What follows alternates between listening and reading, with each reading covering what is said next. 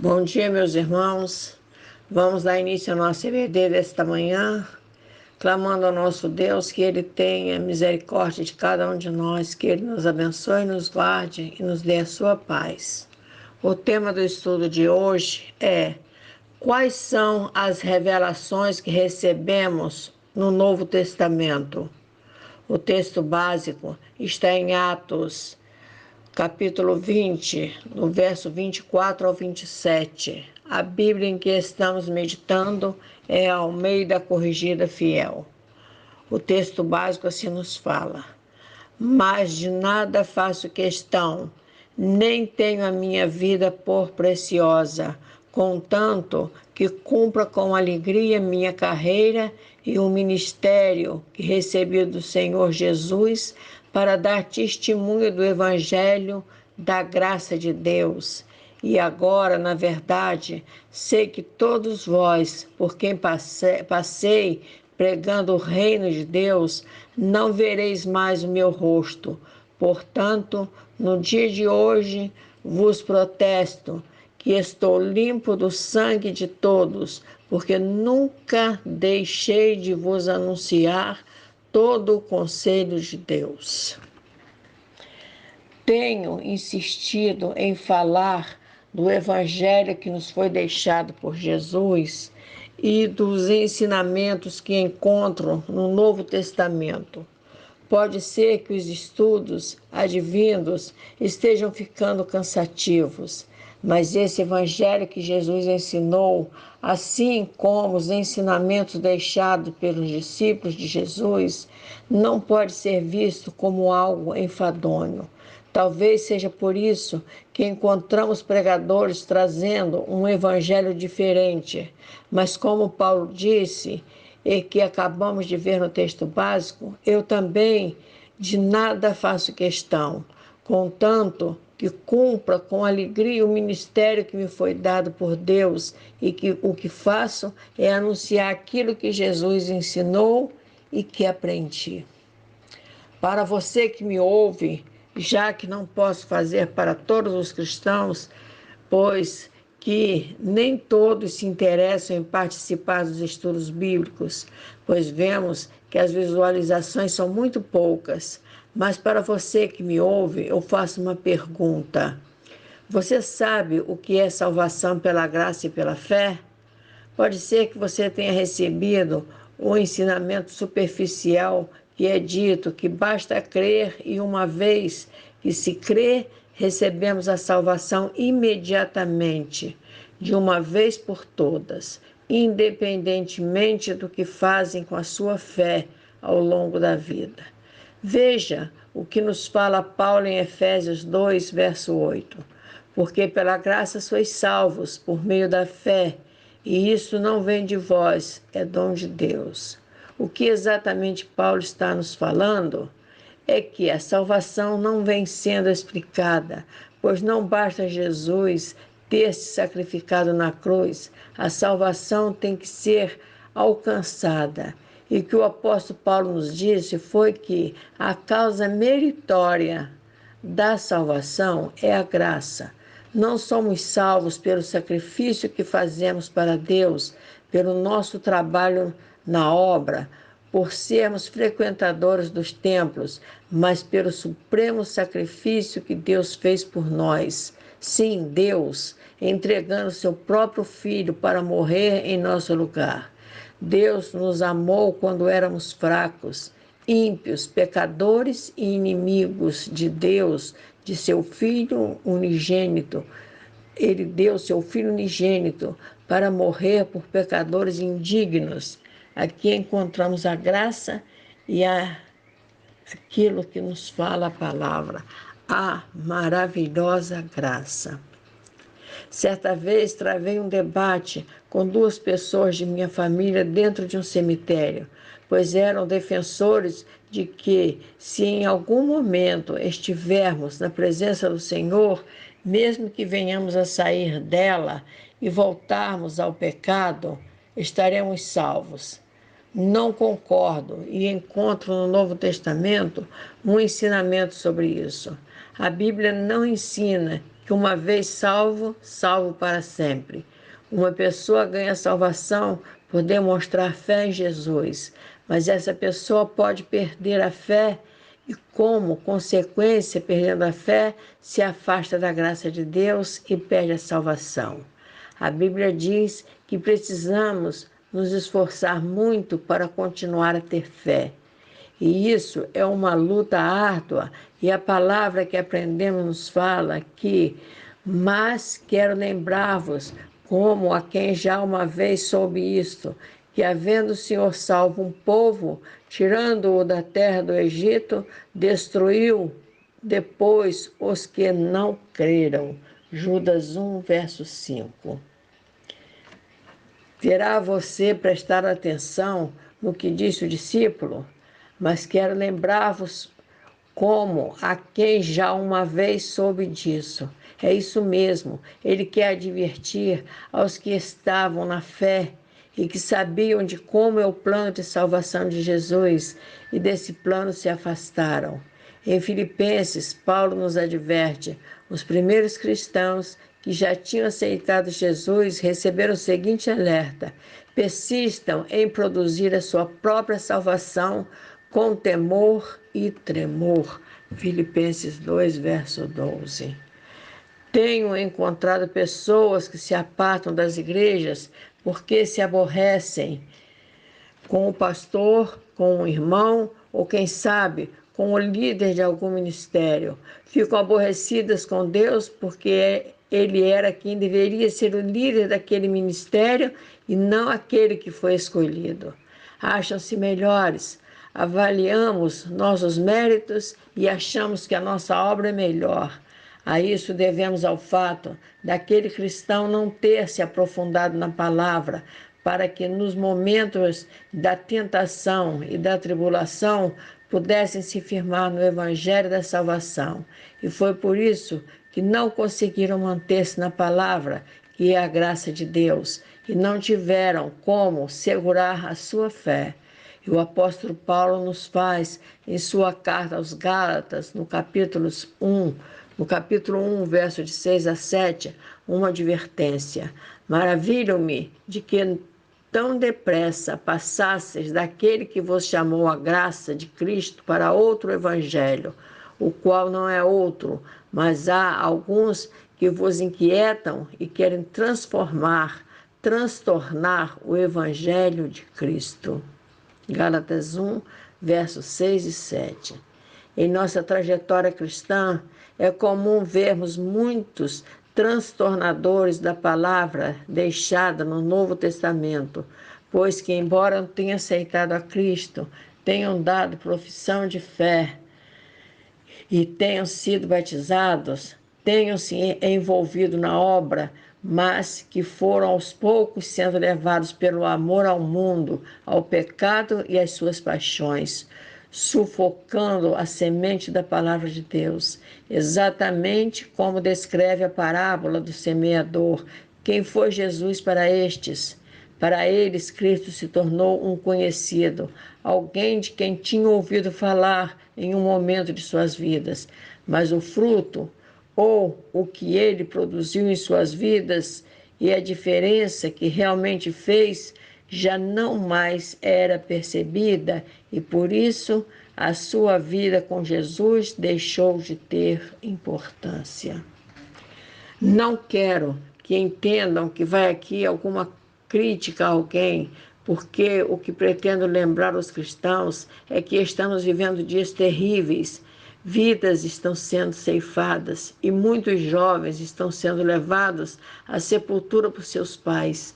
Isso quando os filhos é que deveriam levar os pais. Por isso, buscamos falar de um caminho que é de muitos desconhecido. Por isso, falamos da salvação e da fé. Não devemos entender que somos salvos por causa da fé, mas mediante a fé. A palavra nos adverte que mediante a fé estamos guardados na virtude de Deus para a salvação.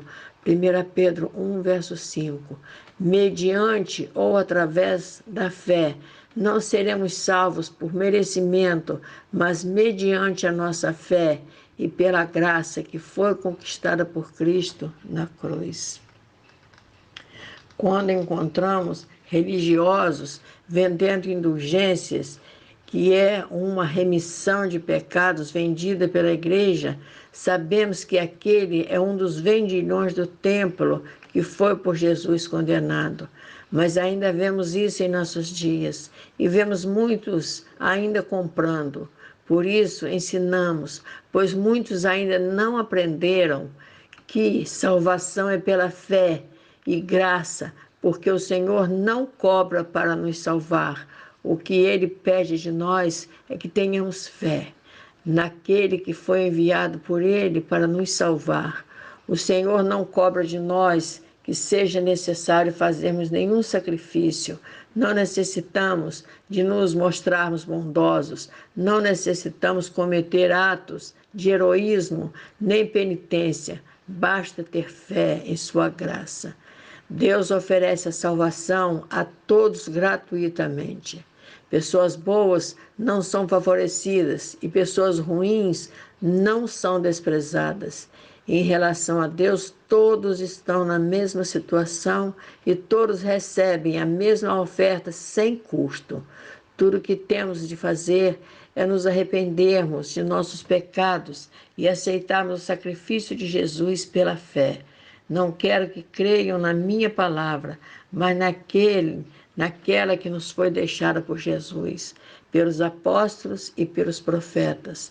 Por isso é que recorro a ela, e nos ressuscitou juntamente com ele e nos fez assentar nos lugares celestiais em Cristo Jesus, para mostrar nos séculos vindouros as abundantes riquezas da sua graça pela sua benignidade para conosco em Cristo Jesus, porque pela graça sois salvos por meio da fé, e isso não vem de vós, é dom de Deus. Efésios 2, versos 6 a 8. Mediante a palavra, nenhum de nós poderá vender salvação e sequer comprar. A salvação é uma conquista pessoal de cada um. Muitos estão deixando se envolver por um evangelho mentiroso, por desconhecer a palavra do Senhor, por recusar-se em ouvir o que estamos ensinando. Foi Jesus que assim falou: curai os enfermos, limpai os leprosos, ressuscitai os mortos, expulsai os demônios, de graça recebemos e de graça dai. Mateus 10, verso 8. Jesus derramou sobre os cristãos a sua graça e salvação, e o Verbo se fez carne e habitou entre nós, e vimos a sua glória, como a glória do unigênito do Pai, cheio de graça e de verdade. João 1, verso 14.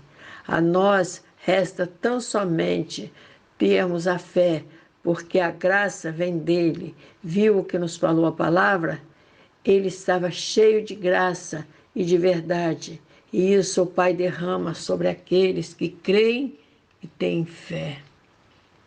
O cristão que recebe a incumbência de Deus para pregar ou ensinar a sua palavra tem que fazer com integridade e imparcialidade, sem nos acovardarmos diante desse mundo de autoridades que venham assim surgir contra nós.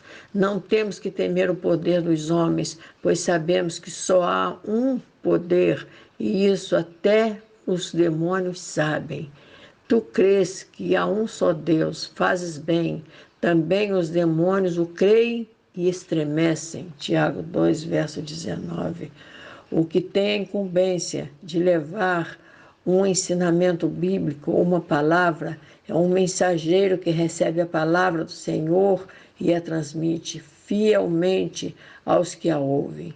Temos visto em nossos dias muitos cristãos agindo como prognosticadores e adivinhos, trazendo profecias que jamais irão se cumprir, pois que vieram de si e não de Deus. Aqueles que estão debaixo da graça e que têm fé são submissos à palavra.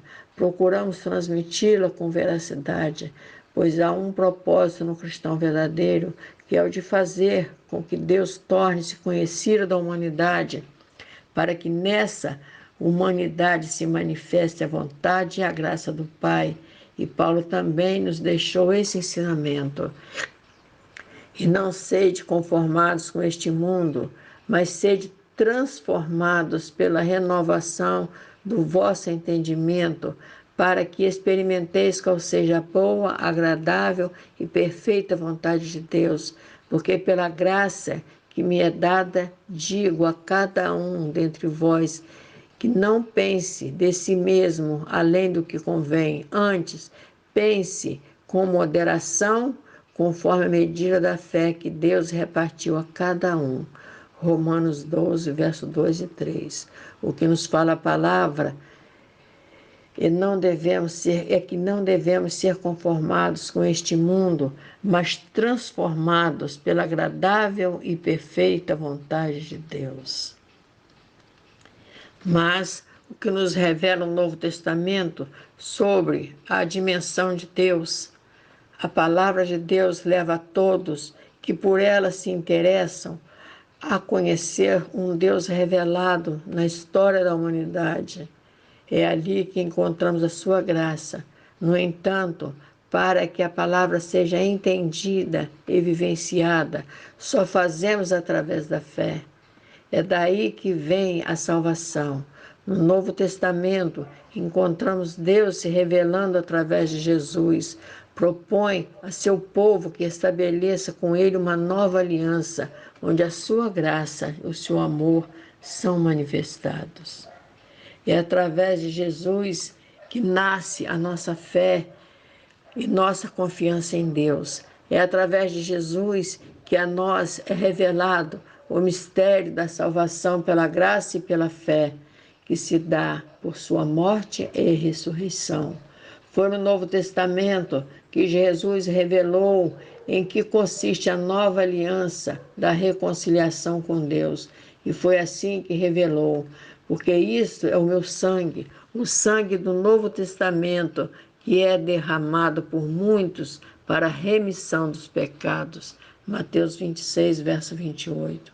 Foi pelo sacrifício de Jesus que a humanidade tem a oportunidade de se reconciliar com Deus, restabelecendo com Ele uma nova aliança.